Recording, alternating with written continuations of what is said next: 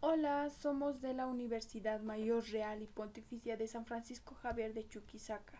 Somos de la carrera de Química Farmacéutica. En esta presentación les hablaremos del vibrio cólera. Los vibrios, las aeromonas y las plesiomonas pertenecen a una familia vibrio. En esta clasificación taxonómica podemos observar que esta bacteria pertenece a una especie del vibrio cólera. Todas estas especies de vibrios están asociadas a una enfermedad humana. El vibrio cólera está presente en alimentos, en agua y lo que produce es la gastroenteritis.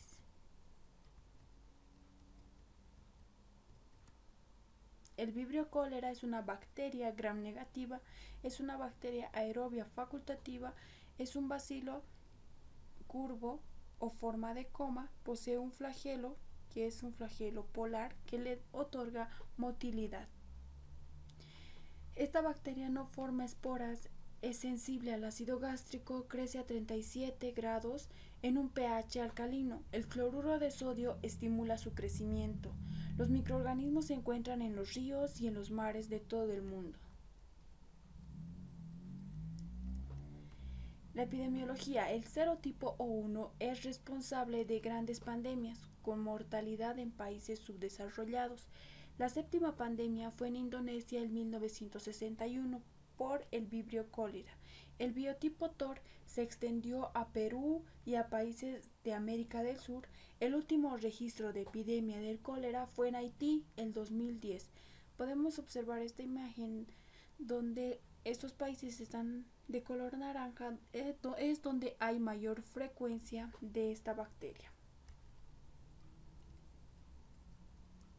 La estructura antigénica del vibrio cólera posee lipopolisacáridos O que le confiere especificidad. Los vibrios comparten un solo antígeno flagelar que es el H. Es termolábil. Posee adhesiva motilina mucina. Existen al menos 139 grupos de antígenos O, las cepas O1 y O139 que causan el cólera típico. Las otras causan una enfermedad similar al cólera. La clasificación biológica de los serogrupos. La toxina del cólera se subdivide en dos grupos, que es los serotipo O1 y el serotipo O139, que a su vez el serotipo O1 se subdivide en serotipos donde están el Inaba, Ogawa y Kojima, donde también se subdivide en biotipos donde están el clásico, el O1 toxigénico y el O1 no toxigénico, y finalmente el biotipo TOR.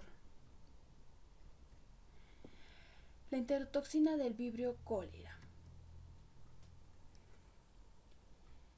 Esta enterotoxina consta de dos subunidades, que es la subunidad A y la subunidad B, donde la subunidad B favorece la entrada de la subunidad A en la célula. La activación de esta subunidad A incrementa lo que es la concentración del adenosín monofosfato cíclico intracelular que produce una hipersecreción de agua, de potasio, sodio, etcétera, donde aparece una diarrea de 20 a 30 litros días con deshidratación y posteriormente un choque, acidosis y muerte.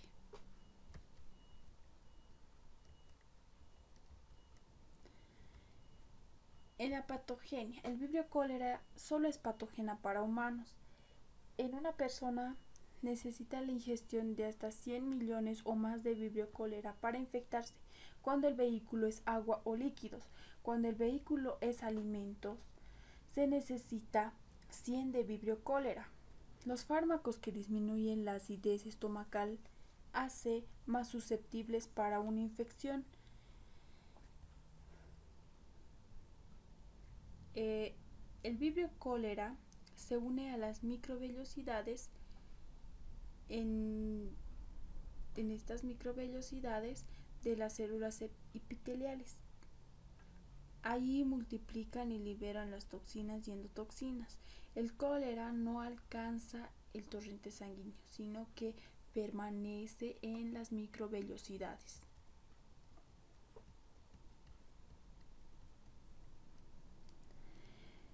De un 100%, un 60 a 75% son infecciones asintomáticas. El periodo de incubación es de 1 a 4 días para personas sintomáticas y los síntomas que causa esta bacteria son náuseas, vómitos, dolor abdominal tipo cólico, una diarrea aguda en agua de arroz de 20 a 30 litros por día, una mortalidad del 25% sin tratamiento.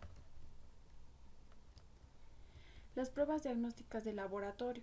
Las muestras para cultivo consisten en tomar moco de las heces. El frotis es elaborado a partir de muestras de heces, pero no es distintivo. El examen directo.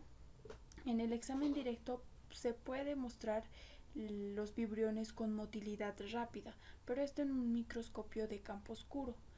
También hay los cultivos en TCBS. También la identificación de serología, aglutinación, donde se identifican antisueros, serogrupos O1 y O139. La hibridación es con sondas de ADN y de cadenas y de reacciones de cadenas de polimerasa.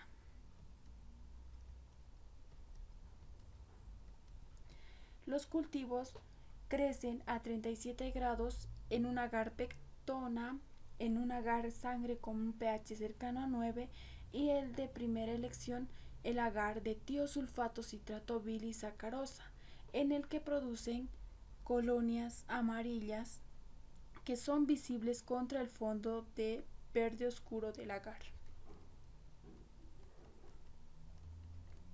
El vibrio cólera produce colonias convexas, lisas, redondas, opacas, granuladas y con luz transmitida. El vibrio cólera fermenta la sacarosa y la maltosa, pero no la arabinosa.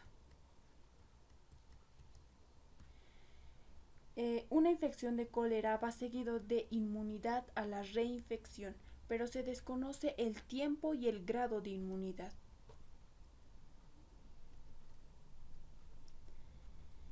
La reposición de líquidos y electrolitos es fundamental en el tratamiento.